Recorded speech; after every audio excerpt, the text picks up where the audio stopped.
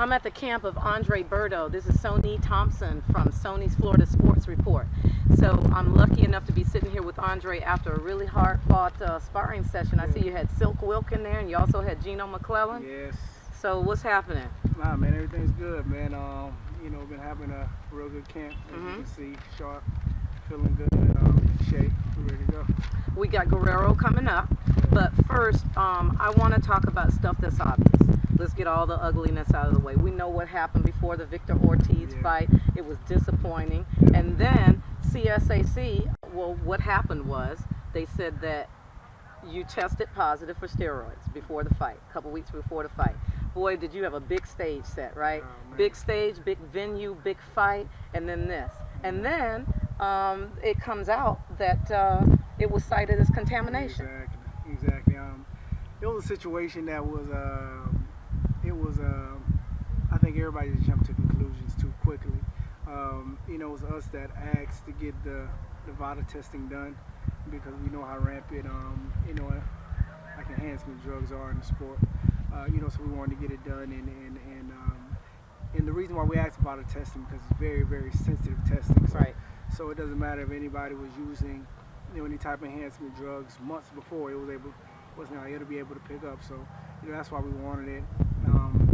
But then again, just like I said, and it's a testing program that's very, sensitive. So anything when it comes to contaminations, anything, it'll be able to pick up and cause a positive test. And that's pretty much what happened in our case. They got the test and it was positive. I believe that it was their fault on how they put it out quickly. Sitting back, analyzing what it was, basically just put it out there as a positive test. So any and everybody can basically just take whatever they want from it. So instead of really sit back and research and find out what it was before they put it out, it wouldn't have been such a big deal. But do you think that the fight still would have gone on? Because it still would have taken them time, of course, to do it. But at least you would have had, you wouldn't have had that public scrutiny. Of course, that's the problem. Of course, I think it was a situation where the fans and the public were cheated out of a huge fight. Because after we had to go through the situations to really prove ourselves and really get down on what it was, they found out it was only a contamination of supplements or food, and it didn't have anything to do with any type of enhancement. So now at the end of the day, they felt kind of stupid about it. And people just got robbed, from a great fight. Well, including you. Yeah, now let me ask you this: is the rematch important to you, or have you moved on? Of course, it's important to me because I only lost in my career. But at the same time, just going through that loss and going through the school, the positive test situation, I've been through so much with this last year. Just emotionally, this boxing game and just with just people in general. Right now I'm just blessed to be in the position that I'm in, just being back in the ring. And like I said, the rematch happens. If it doesn't, I'm just looking forward. Okay, let's stay on Ortiz just for a minute. We're not going to talk about him the whole time, but it's interesting stuff. Yeah. I want to talk about Lamont Peterson. You said that Lamont Peterson hit him with a lot of tough shots, but if they were delivered by you, you would have put him to sleep. You said you would have put him to sleep. Yeah. What's the difference between sleep and sleepwalking? Okay, because obviously Lamont had him sleepwalking. Definitely. What were you going to do that was going to make that difference? Man, I was just gonna, everybody knows how I deliver. I deliver fast, and I deliver, hard and explosive. And, just my delivery in general, man, just catches, a lot of people off guard. And I think just, people can just see from my track record, man, I can really deliver good punch. Okay. Now, pre-drug gate, everybody's got a gate now, Bounty Gate with the Saints now. I guess yours was Berto Gate. Prior to that, you said, no matter what I do, whether I win or lose, I feel like I'm always going to get a little criticism whether I win or lose. Why? Don't you feel that every fighter gets criticized? Why do you feel like that? Yeah, I believe just, ever since I've, turned pro, just coming in and at such a high, prospect coming out of Olympics, I've always had that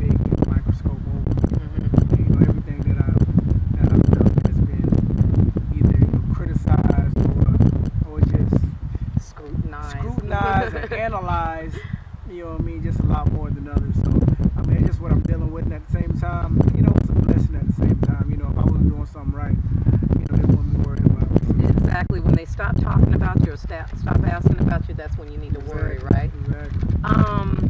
Let's talk about Luis Collazo fight. Yeah. All right, you and I'm using a lot of your own words today, so that because I want to get into the mind of Andre Berto, and I want you to back up your words. So, Andre, you said I wasn't in shape. You said I made a mistake, and I made the Collazo fight difficult. Yeah, I did. Are you gonna make the Guerrero fight difficult? No, I mean, we're in here, we're getting ready for whatever he comes to bring. Okay. As you can see today, I went, 12 rounds easy today. And I'm just gonna push the envelope, just for whatever, he tries to bring. He tries to box or he tries to bang out for 12 rounds, I'll be ready, either way it goes. Let me tell you what he said. You probably already read it. LA Times, he said, I will take him and let me make sure I get the quote right. I can beat him in 12 rounds. That's good. Okay. Well, so what I would ask you is, does that motivate you to knock him out in 8? Because if he's gonna give you 12, yeah, I mean, at the same time, just like I said, they've been saying this, saying that ever since every opponent I've had ever since I turned pro. I've always been that young cat that they just wanted to just to send back to the kiddie pool. But we've always proved ourselves, and November 24th we're going to do the same thing. Okay, so you're going to take it round by round, or are you going to, in your head, set a goal that you want to take him out by a certain round? And are you thinking knockout, or are you thinking you're going to box him because he's a boxer? I'm coming to give him anything that he has to bring. And if a knockout is there, we're definitely going to take it, for sure. Definitely going to take it. Now, in this fight, he's a puncher. He's a boxer. Are you gonna box him or are you gonna punch him? I saw in the ring today what I saw with Silk Wilk and what I saw with Gino McClellan. They were both great sparring partners for you today. You were setting up with you know what I find interesting about you, Andre, as a martial artist myself, you tend to throw a backhand as opposed to a jab. I see martial arts in that. I see you block with the elbow and come straight overhand. Are you going to use that backhand as your jab and set him up and then go to the body with those body shots? Yeah, it just depends. Like I said, I think I'm versatile. I've been able to do Give me something, Andre. I've been able to do a little something. I can do the backhands. I can do the this and that. You just have to tune in, man. November 24th. Definitely have to tune in. It's going to be a good one. You're going to just leave the people wanting more. That's it. Now he's southpaw, definitely. And I see that you're working. You're working with some southpaws. They're switching up both orthodox and southpaw. Is that the way training camp's going to continue? Pretty much every day, just switching it up, southpaw to orthodox. To be realistic, we're just going to keep a lot of southpaws in the gym. Right. We're just going to continue working on that. This right here is our last week here. Right. So we want to make sure to just polish, everything. As right now, I feel sharp. All the punches are coming off real crisp. And like I say, we got one more week here, and we're just going to turn it up. Okay, so one more week left of training in Winter Haven, then you're heading out to Ontario. Do you have a certain gym you're working with out there, or where are you guys going to train out there? Right now, I'm not sure at all. We fly into LA, for the press conference and the open workout, and then we head down to Ontario, for a couple of days just to get ready for the fight time. Okay. Your family is so motivated to me. When I researched you and your family, I call y'all the fight family. And I said y'all, because we're down in Florida, so we got it like that. You have the fight family. My God, I would have loved to grown up in that kind of, there's a camaraderie, there's a common goal. When I see you guys sitting down at the dinner table, there's just a unity that I don't see in many families. Talk about your family and especially your father's influence. Our family is, definitely a fighting family. Everybody knows us, as that. I was the only one to be realistically into the boxing aspect, but everybody else, they're big into the martial arts, the mixed martial arts. My brother, he's a collegiate wrestler, and he's a high school state champion as well. So, everybody around these parts, they know about our family, they know how motivated we are. We always try to push the envelope. My pop, he's like the general of the crew. Yeah. And I'm right behind him. So he wants to just make sure that we're, it's anything that we try to do, we want to try to make sure that we put everything into it and try to be the best we can at it. And that's the way I've been brought up. That's that's what I've always been brought up. You know, if he ever sees us try to slack on anything that we want to do, Right. you know, it doesn't matter if it's football, if it's track, or if it's boxing. He wants to push the envelope and try to be the best at it. And you know, just like I said, you know, we just grew up with that hard work ethic, and it's still here to this day. And you took some hard knocks too. Yeah. 8.5 weeks before the Shane Mosley fight. Yeah. Let's back it up. Some real deal stuff went down. Haiti, Yeah. earthquake, and you lost some things in that Yeah. earthquake. Yeah, definitely. 5 to 6 family members, I heard. Yeah, definitely. Tell me a little bit about that, if you don't mind sharing some personal side of that. You know, the situation was a tough situation. I mean, just being young, you know, get ready for the biggest fight of my young career. Right. You know, against you know, a legend. I was excited. We had a tremendous camp, and right before the fight, you know, we had the earthquake, and I lost, I believe, like 7 or 8 family members. And I mean, like, it was just hard to get away from it. You know, I tried to continue going to the gym every day, but of course it was so big. It was all over the TV. You know, my family was over at the house. There was a lot of tears being shed. So, yeah, I just felt just me, you know, just having such a big family and just a close family. It was just only right if I just took that trip out there just to make sure the family was okay, just to put the business aside and to just to go check on family. That's what I did. You are bringing a firestorm of emotions into this ring with Guerrero. Yeah. I mean, you have fuel for fire right now. The Shane Mosley incident, the California State Commission incident. I mean, it just seems like your heart should be overflowing with desire right now to get in there and rip somebody apart. Yeah, is that what you're taking in there? Yeah, definitely, man. Like I said, I mean, you know, it's been a rough few years for me, of course. You know, a lot of people just see, you know, all the glitz and glamour of it. And of course, I've had a lot of success. I've made a lot of money, but it's a lot that comes with it. Right. You know, and I went through a lot of, you know, tough times.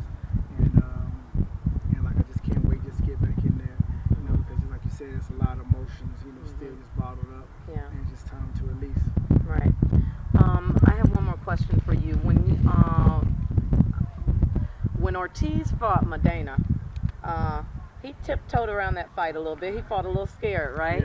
Yeah. Andre Berto's words were, "You can't touch that thing that beats in your chest." And I think you were alluding to the fact that, you know, Ortiz's heartbeat was a little weak. He may have needed some defibrillator in there. Talk about that with regard to you. Let's use your own words. You can't touch that thing that beats in your chest.